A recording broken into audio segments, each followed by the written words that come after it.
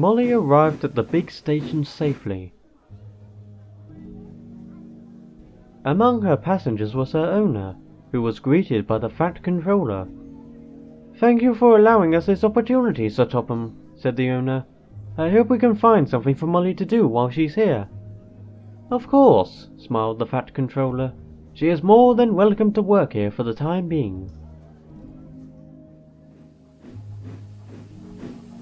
Molly backed slowly into the sheds, where Henry and James were resting. "Is it all right for me to rest here?" Molly asked slowly. "Why, of course," replied Henry. "This shed is always welcome to guests."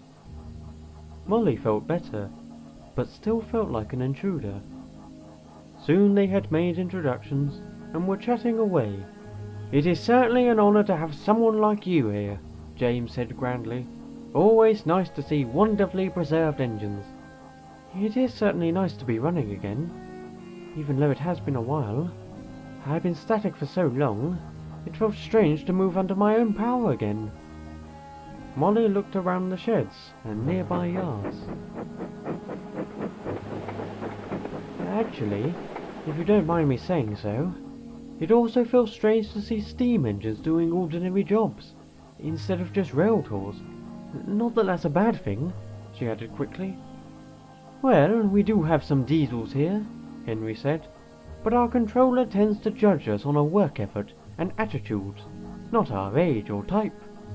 "Make no mistake, Molly," added James, "you won't find a greater fleet of engines anywhere." "I see.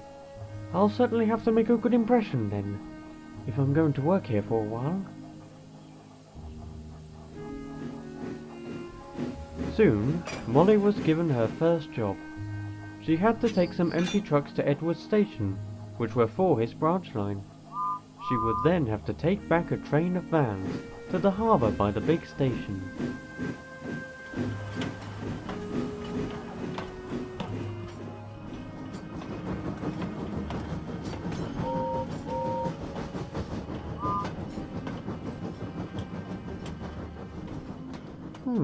Quite a pleasant engine from the looks of it," commented Edward. "If not a little jumpy," replied Gordon. "What do you mean, Gordon?" Gordon told Edward about the way Molly acted when he first met her. "Well, you said it was her first rail tour," Edward considered. "You and I both know how much importance there is to those sort of trains. Even so, feeling such pressure to be perfect isn't healthy. I may never have felt overwhelmed myself, but I know without proper caution, you can make poor decisions." Edward smiled knowingly. "Indeed. Then perhaps, Gordon, she could have a friend to assure her." Later, Molly arrived at Edward's station. She watched as a little tank engine took the trucks down the branch line, and looked over at the van she had to take back. Then she noticed something. The axle on the second van looked very loose. Molly could see workmen around the yards, but all were busy with other work. Even if they weren't, repairing the van could result in a delay. So when her crew drove her to the front of the train, she said nothing.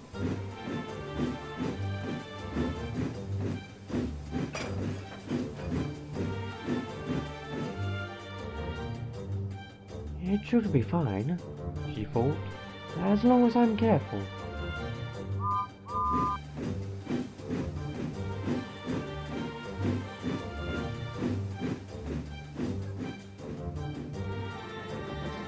Molly was running well.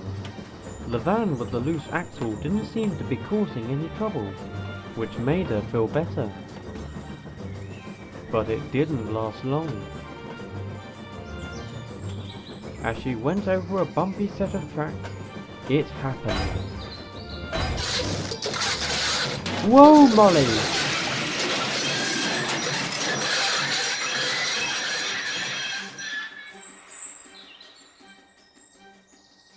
Sure enough, Molly's worst fear had come true.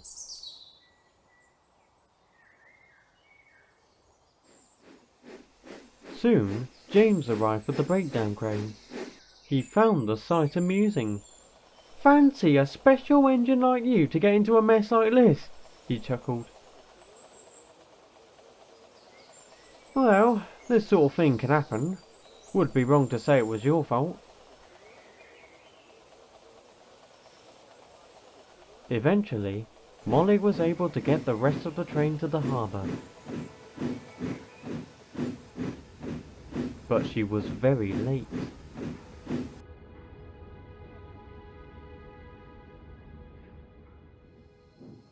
That evening, she backed into the sheds. Gordon and Edward were being prepared for their nightly trains. "Good evening, Molly," Gordon said. "I heard you had a little incident today." Molly looked down at her buffers. "I wouldn't worry too much about it," Edward assured. "It was an accident." "Well, that's the thing," Molly said slowly, and told them the truth. "Now why did you decide to do that?" demanded her driver. "Well, I just didn't want to be late." "Even so," said Edward carefully, "it would have been wiser to ask someone about it, or at least remove the truck from your train." Gordon was watching Molly closely.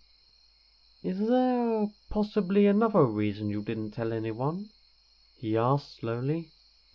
Molly hesitated, but looking closely at the two engines, she realized how concerned they were. "It's just, after I was preserved, people and engines believed I was this almost perfect engine, that I could handle anything with no trouble. And when I was repaired, they had such high expectations. I felt I had no room for mistakes, or asking for help, as it would just make me a letdown to everyone." Molly waited for the other engines to say how silly she was. But to her surprise, Gordon and Edward looked very sympathetic. "You don't think it's silly?" she asked. "Of course not," said Gordon. "As an express engine, I understand that having such a position can make you feel limited in what you can and can't do. I've never felt pressured like you have, but I know what it's like to try and keep an image, and sometimes, when you try too hard, you end up making mistakes." Molly stared dumbfounded. "There was a time," continued Gordon, "that I believed pulling goods trains was beneath me, and that I should never have to do it. I also believed that engines like Edward here could never be as reliable as I was. I'm afraid it took me far too long to realize that those two things were wrong." "Perhaps," said Edward thoughtfully. "But the important thing is, you know where you went wrong, and you have become a far greater engine because of that. What we're trying to say, Molly, is that just because you have a certain position, doesn't mean you are limited. I often bank trains up Gordon's Hill, and the engines always accept my help, regardless of who they are." Molly thought about everything she had heard, and after a while, she smiled. I think I understand. Thank you. Although, there's something I don't understand. Why is it called Gordon's Hill?" Edward and Gordon looked at each other and laughed. "Well, there's quite a story behind that," Gordon said.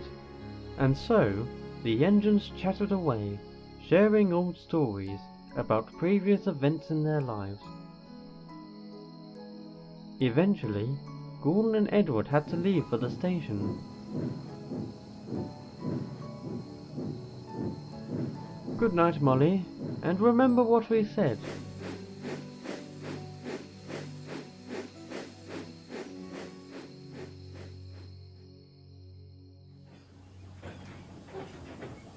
The next morning, Molly had only just woken up when she saw her owner coming towards her.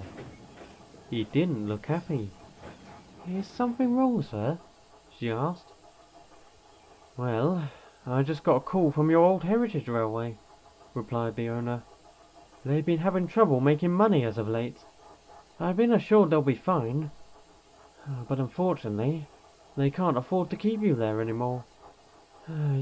You've become more expensive ever since you were repaired." Molly's heart sank. What will happen to us?" she asked. "I'll try to get in contact with any other railways and museums, though that will take some time. And to be honest, I don't think we can find a place before we have to leave here."